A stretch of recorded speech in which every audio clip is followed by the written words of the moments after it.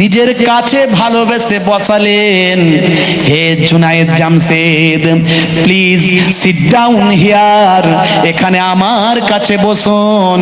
জুনায়েদ জামশেদকে পাশে বসিয়ে জুনায়েদ জামশেদের মুখের দিকে তাকিয়ে রইলেন। জুনায়েদ জামশেদ বলে, হুজুর আপনি এভাবে আমাকে কি দেখছেন, এভাবে আমাকে কি দেখছেন? বলে, ও ভাই জুনায়েদ জামশেদ, অন্য আর কিছু দেখছি না, তোমাকে দেখে আমার একটা কথা মনে পড়েছে। বলে, কি কথা? বলে, আমি বাইরে বিদেশে যাচ্ছি, সফরে যাচ্ছি লেকচার দেওয়ার জন্য, আমি এয়ারপোর্টে আছি ওয়েটিং রুমে, এমন সময় স্ক্রিনের দিকে আমার চোখ পড়ে যায়, বড় বড় স্ক্রিন, সেখানে ড্যান্স হয়, গান বাজে ভাই।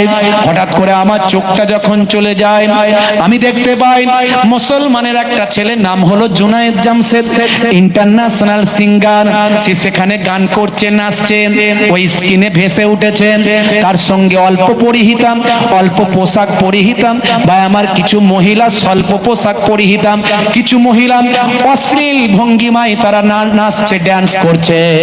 সে সময় এক ঝলক তোমার চেহারাটা আমি দেখেছিলাম, আর মনে মনে সে সময় নিয়ত করেছিলাম, আল্লাহ গো, যদি এই মুসলমানের বাচ্চাটা যদি হেদায়েত হয়ে যায়, তাহলে একে দেখে লক্ষ লক্ষ যুবকেরাও হেদায়েত হবে। তাই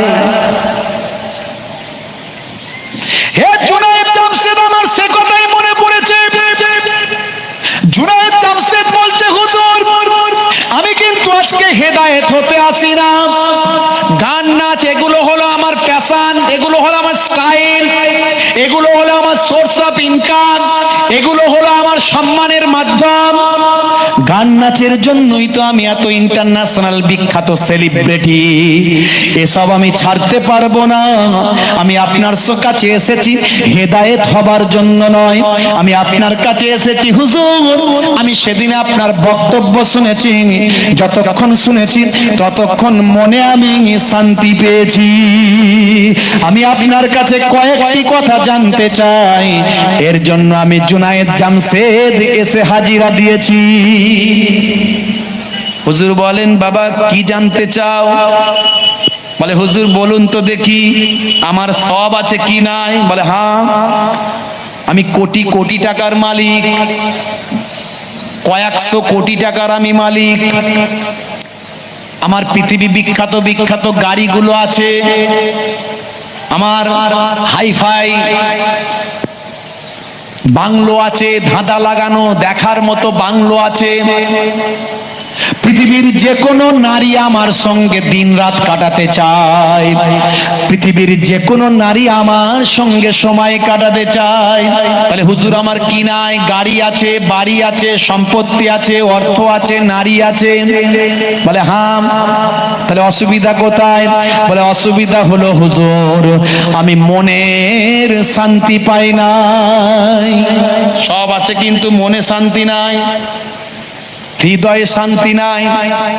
আছে না নাই? আমাদের সমাজে আছে না নাই? দিনে প্রচুর টাকা ইনকাম, কিন্তু মনে শান্তি নাই, টেনশনে সব সময় থাকে, হাই সুগার, খাবার কিছু পেটে যায় না, প্রচুর টাকা ইনকাম করে, গলায় টিউমার হয়ে গেছে, খাবার পেছনে যায় না, সেলাইন দিয়ে খাওয়াতে হয়। আছে না নাই?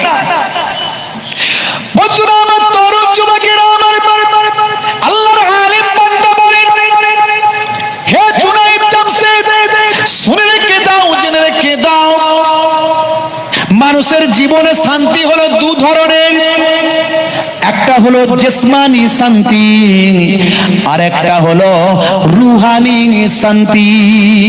জিসমানি শান্তি হলো শরীরের শান্তি, এটা টাকা দিয়ে, সম্পদ দিয়ে, পয়সা দিয়ে, গাড়ি দিয়ে, বাড়ি দিয়ে, নারী দিয়ে মেটানো যায়, জিসমানি শান্তিকে মেটানো যায়, কিন্তু রুহানি শান্তিকে টাকা দিয়ে, গাড়ি দিয়ে, বাড়ি দিয়ে মেটানো যায় না। এই রুহানি শান্তি তোমার যেটা নাই, হে মিস্টার জুনায়েদ জামশেদ শুনে রাখা চাই, আল্লাহর কোরআন কি বলছে তাই। হে জুনায়েদ জামশেদ, আল্লাহর কোরআন বলছেন, যদি তুমি অন্তরের শান্তি পেতে চাও, আমি আল্লাহ কোরআন মাজিদে জানিয়ে দিই, আলা বিযিকরিল্লাহি তাতমাইন্নুল কুলুব, নিশ্চয় আল্লাহর জিকিরের মধ্যে অন্তরের শান্তি পাওয়া যায়। জোরে হবে না? জোরে হবে না? জিকিরের অনেক ব্যাখ্যা, নামাজও জিকির, তেলাওয়াতও জিকির, দরুদও জিকির, নবীর কথা শোনাও জিকির, আল্লাহ আল্লাহ করাও জিকির। আসল কথা হলো জিকির, স্মরণ, জিক্রুন। ইয়া আইয়ুহাল্লাযীনা আমানু উযকুরুল্লাহা যিকরান কাসীরা, এই ঈমানদারেরা তোমরা জিকির করো বেশি বেশি পরিমাণে, বেশি বেশি নামাজ পড়ো, বেশি বেশি তেলাওয়াত করো, বেশি বেশি আল্লাহ আল্লাহ করো, বেশি বেশি কালেমা পড়ো, বেশি বেশি ইস্তেগফার করো, শান্তি পাবে। তোমরা কুদ্দুস আলীর মতো হয়ে যাবে। মারা যাওয়ার 32 বছর পার হয়ে গেলেও তোমাদের কাফনের কাপড়টাও পোকা খেতে পারবে না। মানুষ মারা গেলে 6 ঘন্টা পর থেকে ডেড বডির পচন শুরু হয়। 6 ঘন্টা পর থেকে ডেড বডির পচন শুরু হয়। কবরে দেওয়ার 24 ঘন্টা মাত্র, 24 আওয়ার্স। 24 ঘন্টা যেতে না যেতে আপনার আমার পায়ুদার, ব্যাকডোর, পেছন দরজা, পায়ুদার, শুদ্ধ ভাষায় বলছি, পায়ুদার দিয়ে যত শরীরের পোকাগুলো আছে সব বেরিয়ে যায়।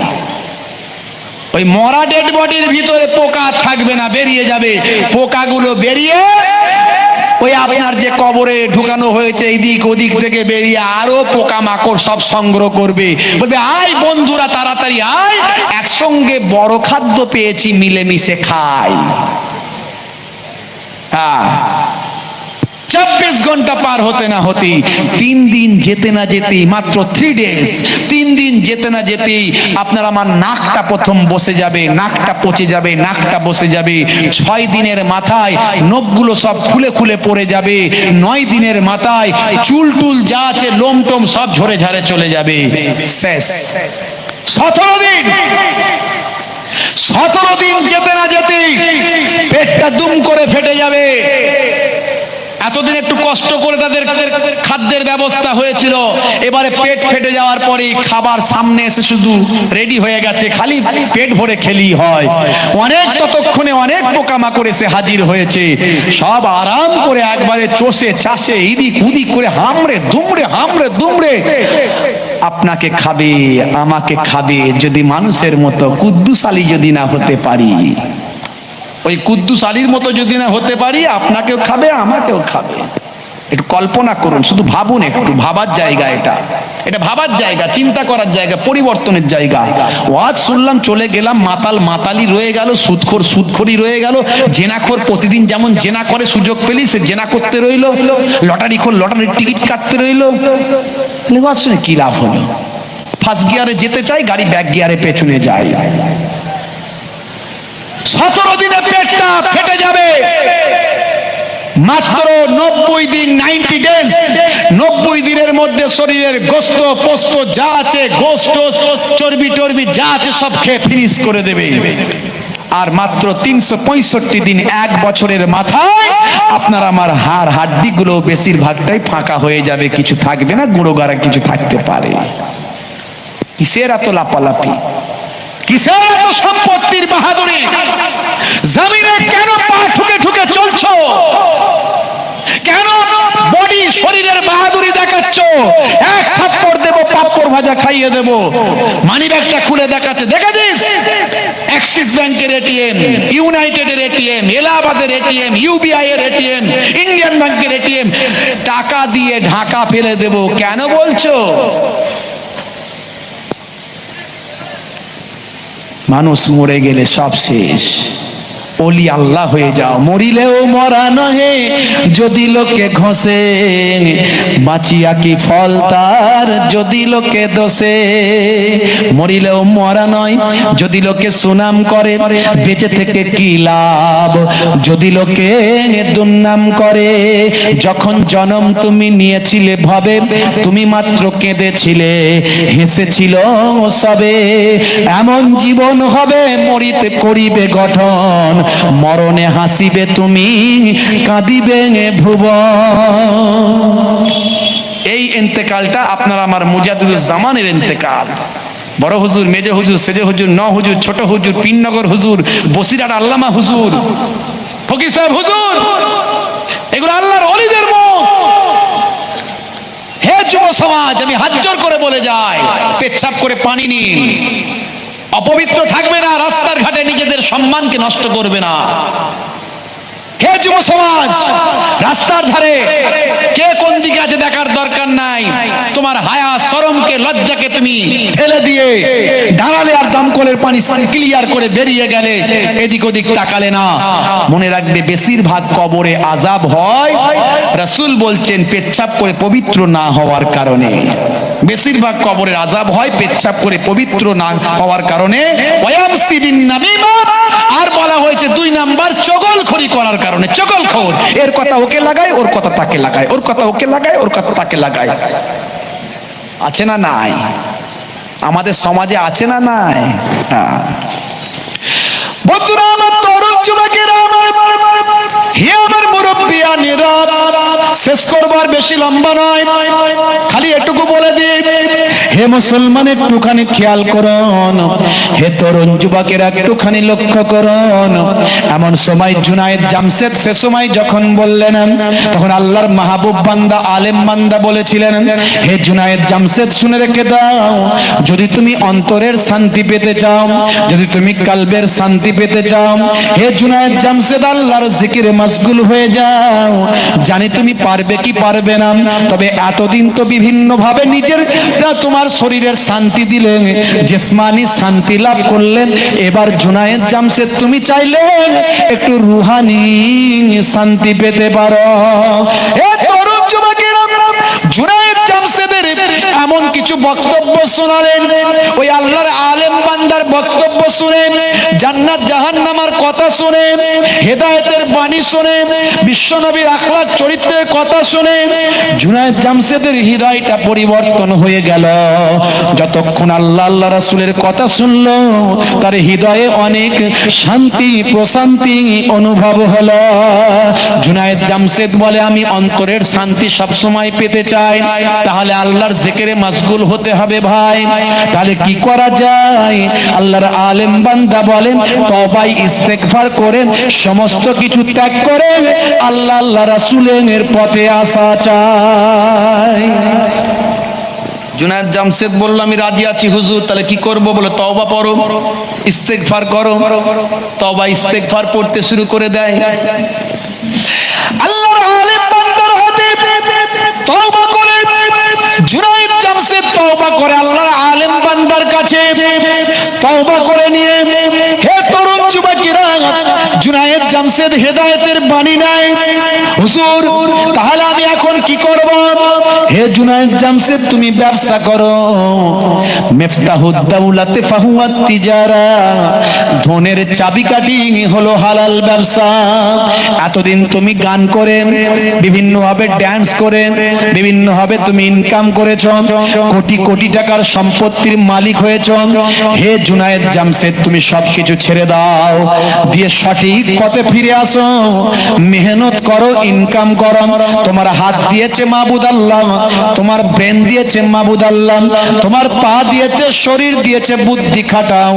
সহজ পদ্ধতি ছেড়ে দিয়েছে আল্লাহ আল্লাহ রাসূলের পথে গাইড লাগিয়ে থেকে তুমি ইনকামে মশগুল হয়ে যাও। জুনায়েদ জামশেদ বলল, হুজুর আমার এত টাকা, বলে সব টাকা ত্যাগ করে দাও, এত কিছু সম্পদ সব ত্যাগ করে দাও, তাহলে আমার এখন কিছু নাই। বলে না, তাহলে আমি কি করে ব্যবসা করব? হে জুনায়েদ জামশেদ, তুমি হালাল অর্থ দিয়ে তোমাকে ব্যবসা করতে হবে জুনায়েদ। এমন সময় দেখতে পাওয়া যায় জুনায়েদ জামশেদ নিজের স্ত্রীর কাছে গিয়ে স্ত্রীর কিছু সম্পদ নিয়ে, বা আমার শ্বশুর বাড়ি থেকে আনা কিছু টাকা পয়সা নিয়ে জুনায়েদ জামশেদ ওই কাপড়ের ব্যবসা শুরু করে দেয়। এ তরুণ যুবকেরা, বর্তমান সময়ে দেখা যায়, আপনি ভালো করে জানবেন, জুনায়েদ জামশেদ কাপড়ের ব্যবসা করে আজকে কোটি কোটি কোটি কোটি টাকার সম্পত্তির মালিক হয়েছে। বিশ্বনবীর সুন্নতটাকে মেনে মুখে দাড়িটা রেখে দিয়েছে, নিসফুসাত সুন্নতি পোশাকটা পরেছে।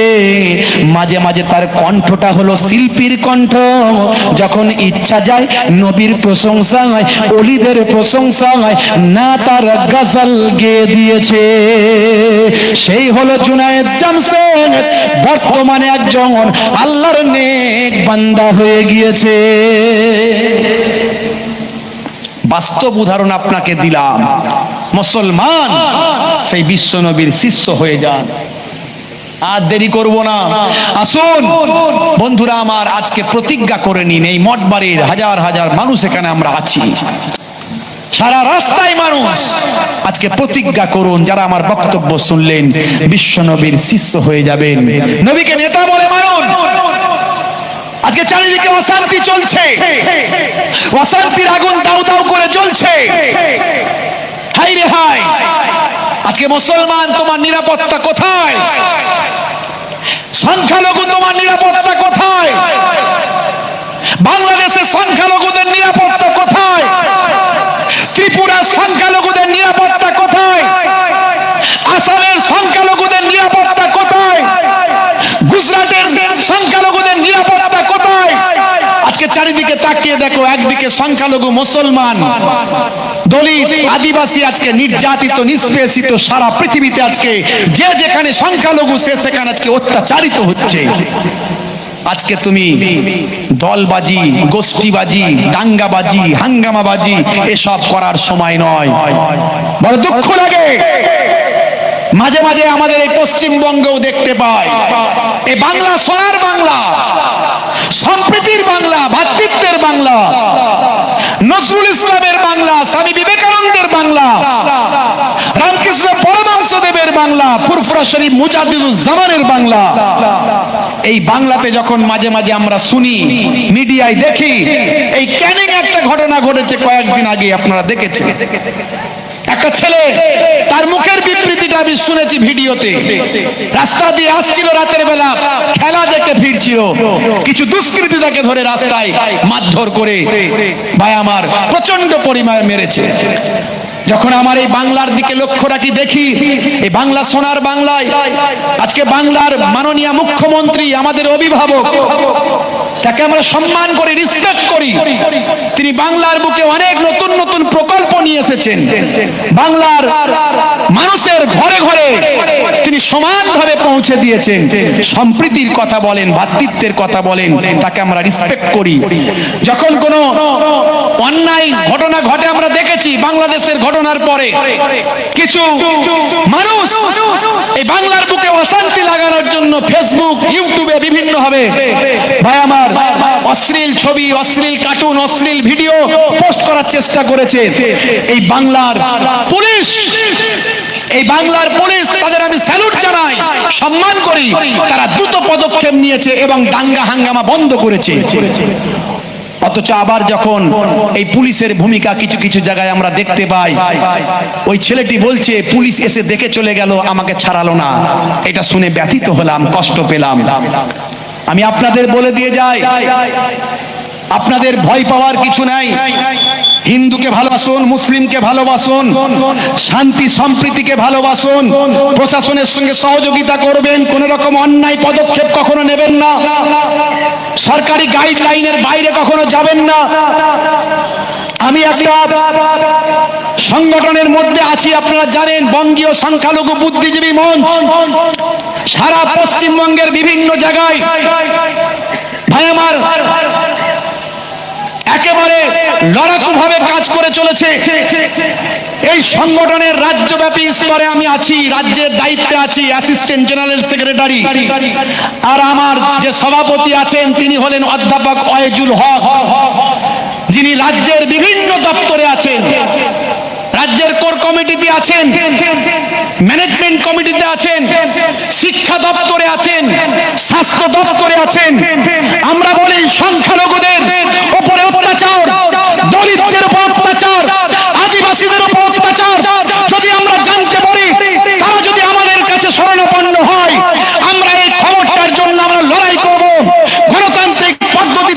লড়াই করব, সংখ্যালঘুদের অধিকার খর্ব হতে আমরা দেব না।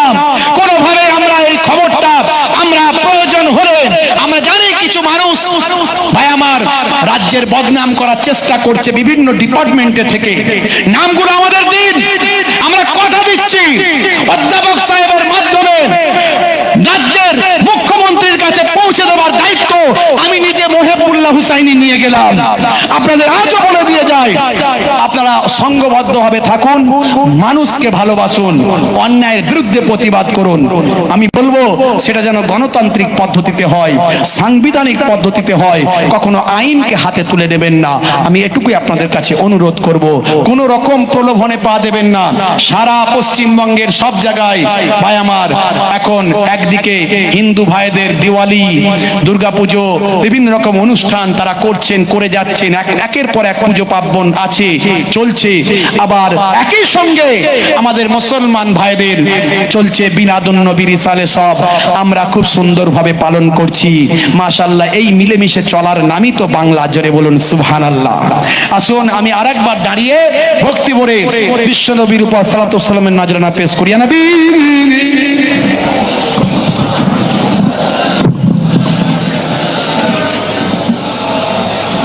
এসেছেন, ঠিক আছে।